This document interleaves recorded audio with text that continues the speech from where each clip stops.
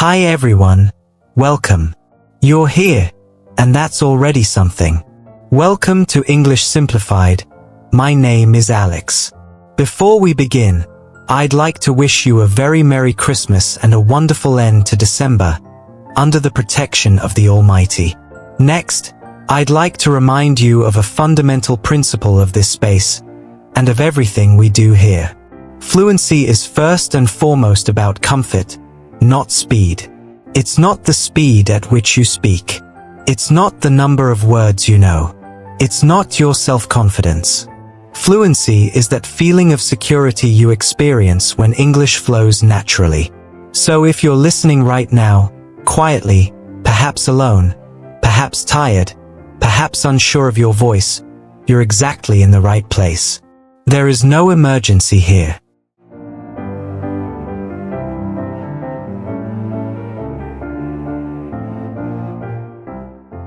Many learners reach a moment where something confusing happens. They understand English. They can think in English. They even feel calm when they listen. But the moment they try to speak, their voice disappears. Their throat tightens. Their breath becomes shallow. Their mind goes blank. And they ask themselves a painful question. Why can't I speak, even though I know English? Today, we're going to answer that question calmly. Not with advice. Not with pressure. Not with tricks. But with understanding. Let's begin with something very important. Your voice is not broken.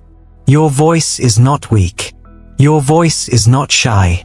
Your voice is not bad at English. Your voice is careful. And careful is not a problem. Careful is intelligence. When you speak out loud, something changes. Your thoughts are no longer private. Your inner world becomes visible. Your sound enters space. And for the body, visibility can feel dangerous. Not logically, not consciously, but physically. Speaking is not only language. Speaking is exposure. And exposure activates the nervous system.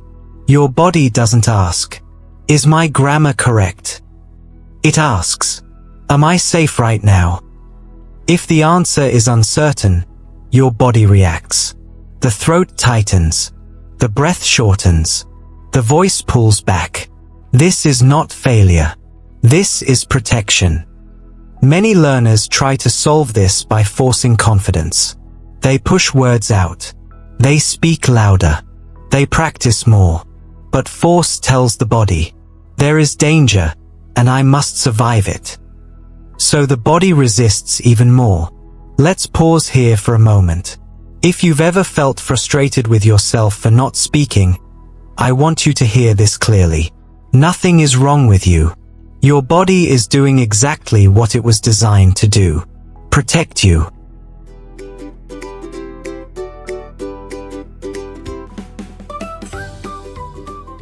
Now, let's gently change the way we look at speaking. Speaking is not something you do with your mind first. Speaking is something your body allows. And allowance comes from safety. Think about how children learn to speak. They don't perform. They don't explain. They don't project. They make small sounds. Soft sounds. Uncertain sounds. They whisper. They hum. They breathe sounds into space. And no one rushes them. But as adults, we forget that path. We think speaking must be full sentences, clear pronunciation, strong voice, and that expectation creates fear. So today, we are going to lower the threshold. Very low. So low that your body doesn't feel threatened. This is where gentle voice practice begins. Not speaking. Not practicing speeches. Just allowing sound. Before sound, there is breath. Before breath, there is presence. So let's start there.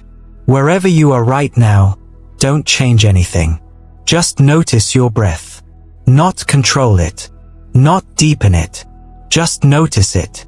Now, gently, let a sound leave your mouth. Not a word. A sound. It can be almost silent. A soft a gentle ah, a quiet him. No meaning, no language, just vibration. This matters more than you think, because your body learns through sensation, not explanation. And vibration tells your nervous system, this is safe. If this feels strange, that's normal. New safety always feels unfamiliar at first.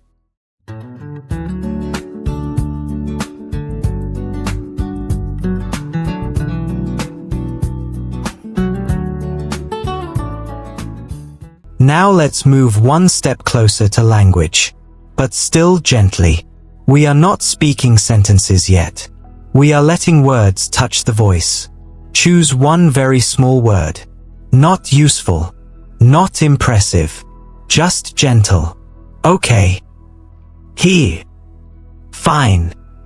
Move your lips slowly. Let the word come out quietly, almost like a secret. Then stop. Notice something important. Your body didn't panic. Your throat didn't close. Because the demand was low. This is the rule here. The lower the demand, the safer the body feels. And safety allows repetition. You don't repeat the word right away. You let silence return. Silence is part of the practice. Silence integrates what just happened.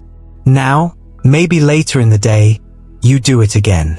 One word, one sound, then silence. This is not slow progress. This is deep progress. Many learners ask, when will I speak normally? The answer is gentle. You already are. This is how speaking begins.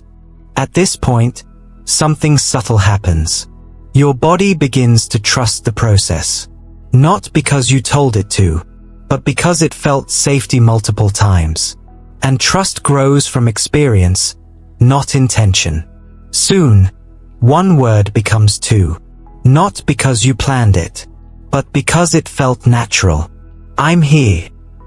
It's okay. Quietly, slowly, then silence. If fear appears, you stop. Stopping is not failure. Stopping is listening. This is your rule. Comfort before continuity. Always.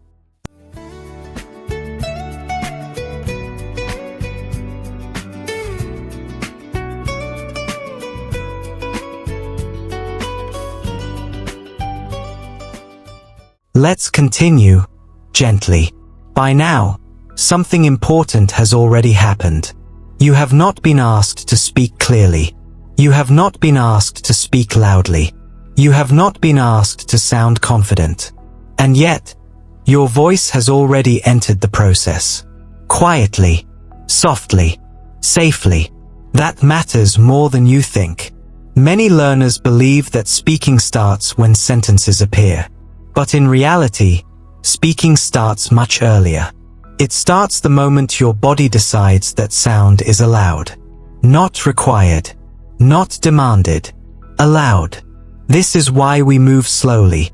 Speed creates pressure. Pressure creates resistance. Resistance blocks sound. But comfort opens pathways. And once a pathway exists, the voice knows where to go. Now let's talk about integration, because this is where everything becomes real. Speaking does not grow in special moments. It grows in ordinary ones. Not when you sit down to practice, but when life is already happening. Here is the most important shift you can make. You stop asking, when should I practice speaking?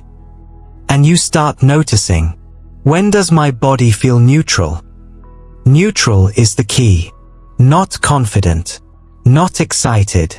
Just neutral. Neutral moments are everywhere. When you are alone in your kitchen. When you are walking without a destination. When you are lying in bed before sleep. When you are waiting, doing nothing. These moments are powerful because there is no audience. And without an audience, the nervous system relaxes. So here is how speaking integrates into daily life. Not as a task. not as a goal, but as a response. You notice something: fatigue, calm, relief, silence. And then, if the body allows it, one word appears. Quietly. Tired. Okay. Here. You don't build from it. You don't continue. You stop. Because stopping tells your body, there is no danger. Later, maybe hours later, another moment appears. A whisper. I'm here. This rhythm is essential. This is how trust forms. Now let's talk about what progress really looks like, because this is where many learners lose confidence. Progress is not speaking longer. Progress is not speaking faster. Progress is not speaking better. Progress is speaking without tension. If today you whisper one word, and tomorrow you whisper one word again, that is progress. Why? Because repetition without fear builds stability, and stability allows expansion. Many learners sabotage themselves by raising the bar too quickly. They say, "Yesterday I spoke one word. Today I should speak a sentence." That creates pressure. Pressure closes the body. Instead, we keep the bar low. Very low. Lower than your ego wants. Because the body does not care about ambition. The body cares about safety. Here is something important to understand. Your voice does not need encouragement. It needs permission. And permission is communicated through experience, not words. Let's talk about the moment when fear appears, because it will. Fear does not mean something went wrong. Fear means the edge is near. And the edge is where growth lives. When fear appears, you do not push through it. You soften. You lower volume. You shorten sound. You return to breath. You might even stop completely. Stopping is not quitting. Stopping is regulation. This is how you teach your body something new. You show it that you can approach sound, and you can leave it. You are not trapped. And when the body knows it can leave, it is more willing to stay. Over time, something subtle changes. Your throat feels more open. Your breath moves more freely. Your voice feels less fragile. Not because you trained it, but because you stopped threatening it. Now let's redefine success very clearly. Success is not speaking English. Success is allowing sound to exist without fear. Even once. Even briefly. If today all you did was breathe sound, that is success. If tomorrow you whispered one word, that is success. If next week you spoke softly to yourself, that is success. Language does not need to be pushed. It needs to be welcomed. Let's talk about comparison, because it silently hurts many learners. You may hear others speak confidently. You may see videos of fluent speakers. You may feel behind. But you are not on the same path. And you are not supposed to be. You are building depth, not display. And depth lasts longer.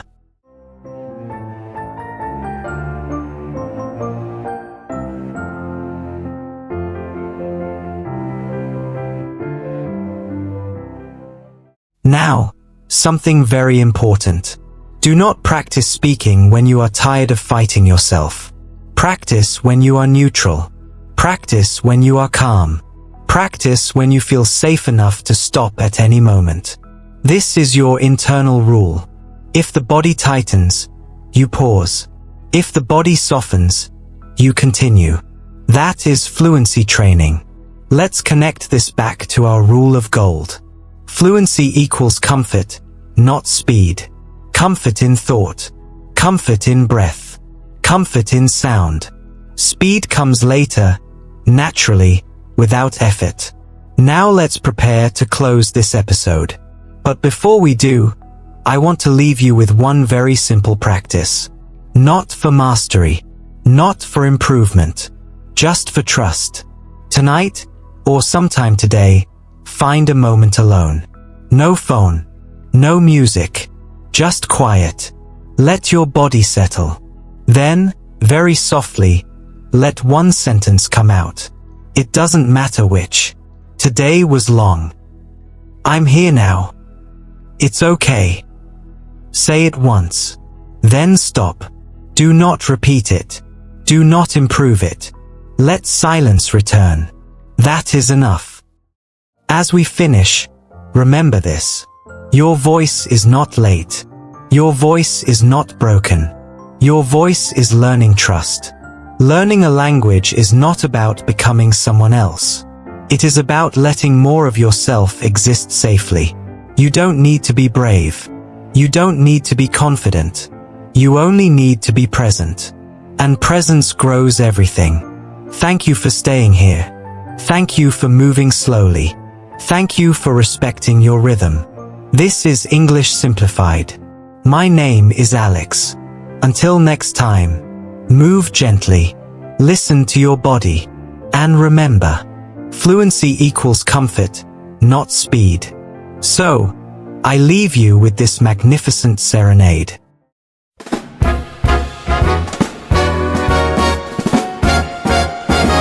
Oh, the snow's a silver quilt tonight, tucking rooftops snug and tight.